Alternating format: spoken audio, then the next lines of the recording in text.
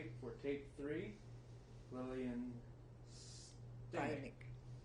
And the date is August 12th, 1996. Do you often think about the Holocaust and your experiences during the war? I tried not to.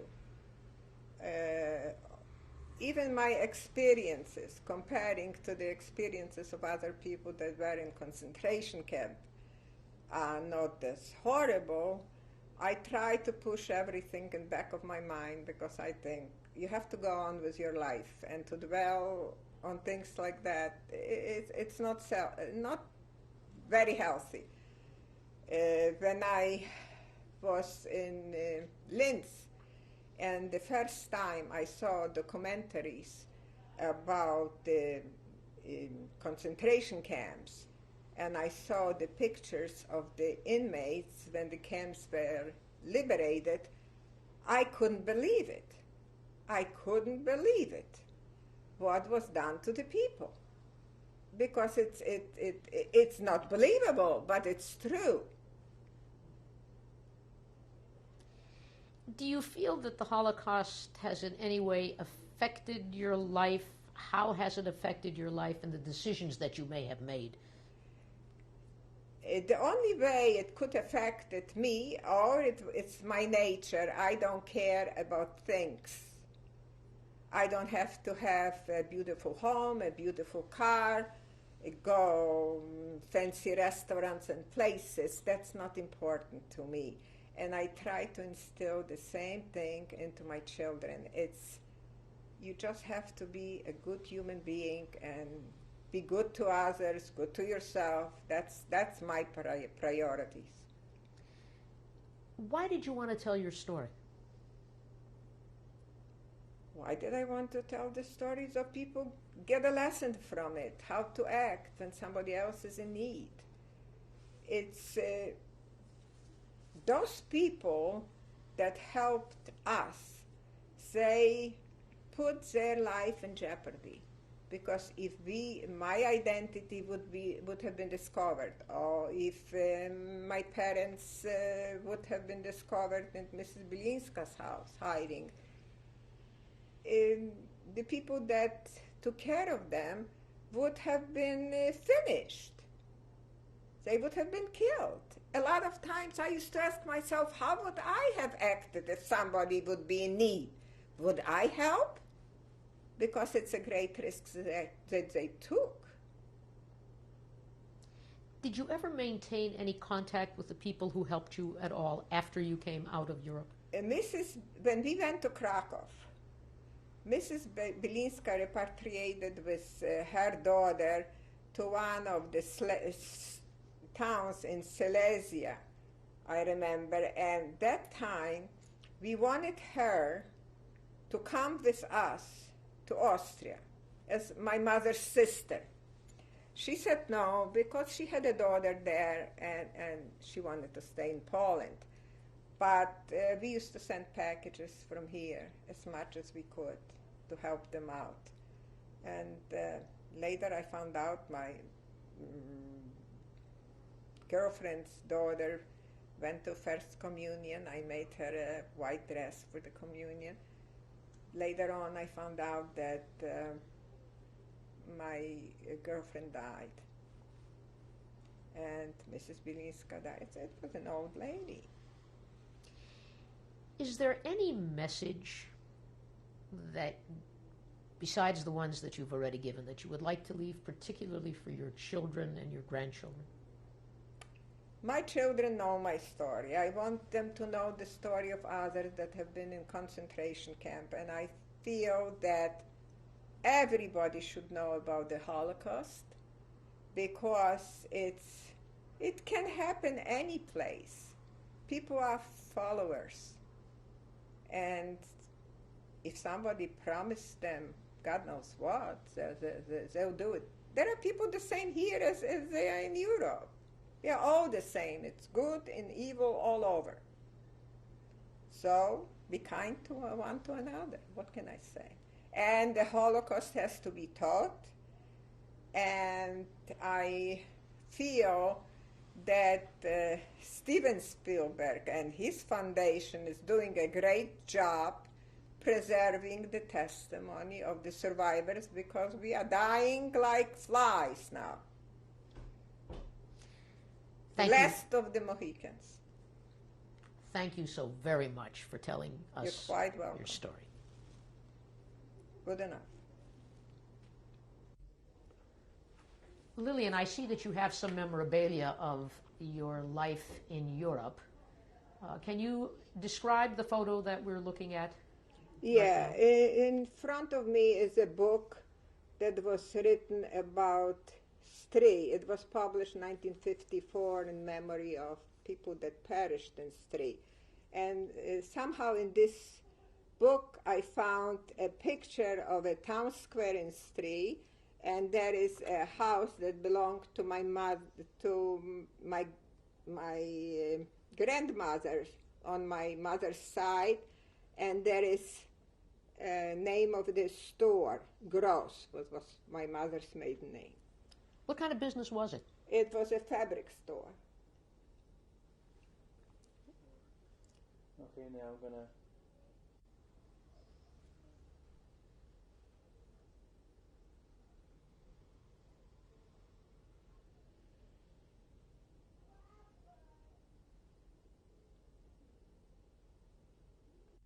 Can you tell us about this photo?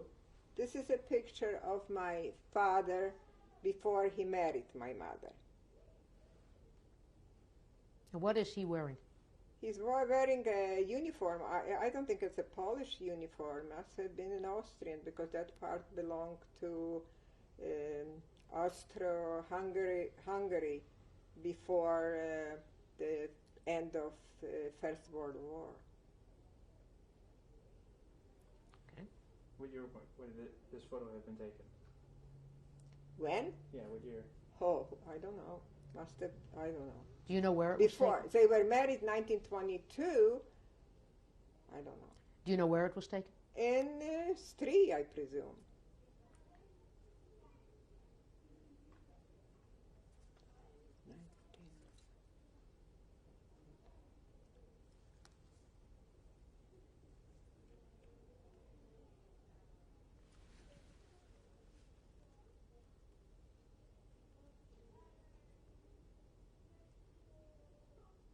Okay.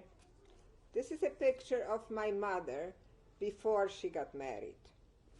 I don't know exactly what year. Where was that taken? In Stri.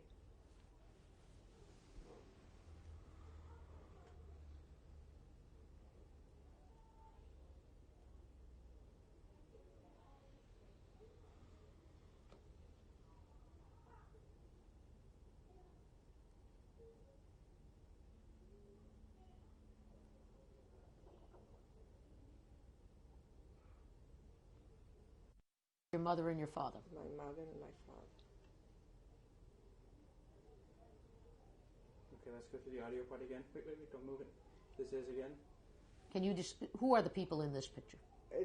This is a picture, an engagement picture of my mother and father, probably taken 1920 or 21, because they were married in 1922 Where was it taken? in Stri. Cute. Who is in this picture? That's me, believe or not.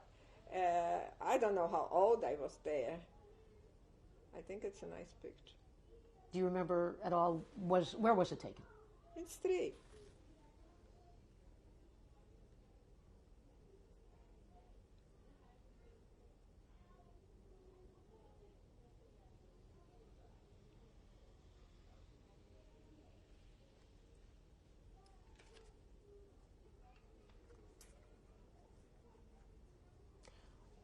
Who is in this picture? This is a picture of my younger brother, and when he was going ice skating. It's taken in Stri. How old? Do you have any idea how old he was at that time? 4. Your brother is living in Philadelphia also. Yes.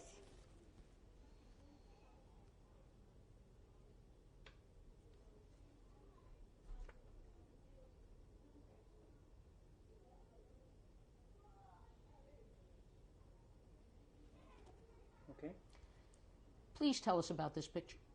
This is a picture taken in Stri when I went to gymnasium with all my Jewish girlfriends and a professor of religion. Here is my professor, and this is me. Like I mentioned in my testimony, when we had classes of Jewish religion in high school, must have been taken shortly before 1939. Do you have any idea what happened to your friends? There are two of my girlfriends that are alive. There is one here, Gotta bring it back down. Right there. this one, and this one. They're in Israel. And this one is in Argentina, I know. The rest, gone.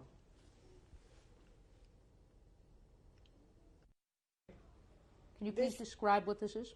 This is an armband that my father was wearing when he went to Harrisburg and Werke, and I kept it. It's the only memorabilia I think that I have. My own I don't have.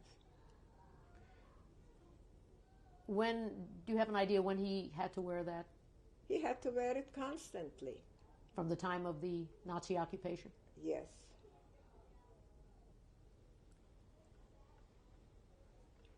What are we looking at here? This is a copy of a document that my father had. It's Ausweis for Arbeitsjuden, and with his name on it.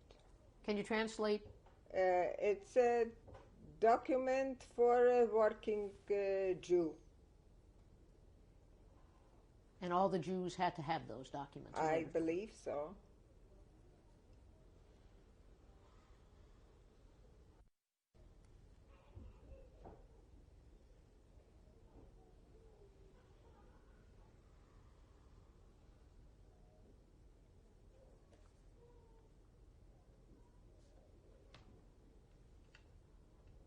Let me just shoot some of the bottom of it.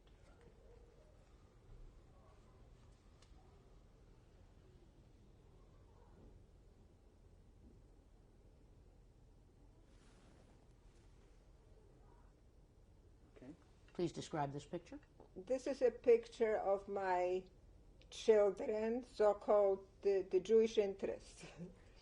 I'm in the front. It was taken by 3 years ago.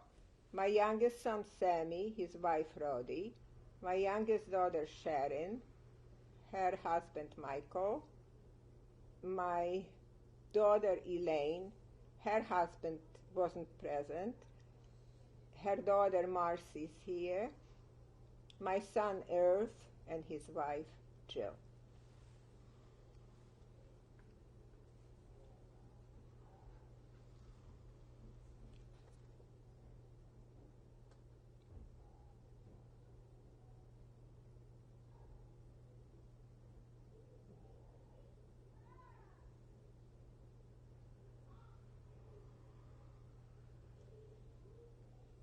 Okay.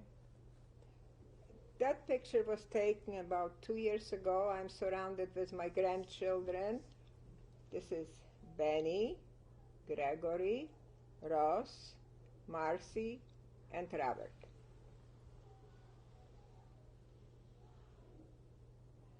Are these all your grandchildren? And I have a step-grandson, which wasn't here. Hey, I that's have that fun to image be in in mud. mind that have Did that they cover stuff. you? And No, I- you're not. Got it? They're up Good. high. Okay, and we are rolling. Lillian, want to introduce your family? Yes, of course. It's let's start this way. Sammy, my youngest son, and his wife Rodi.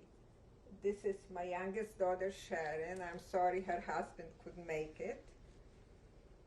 These are her two boys, Ross and Benny. This is my oldest daughter Elaine and her daughter Marcy. Her husband couldn't make it, and her son couldn't make it. It's Jill, my oldest son, wife, Irv's wife. He could make it. He's on business in New York.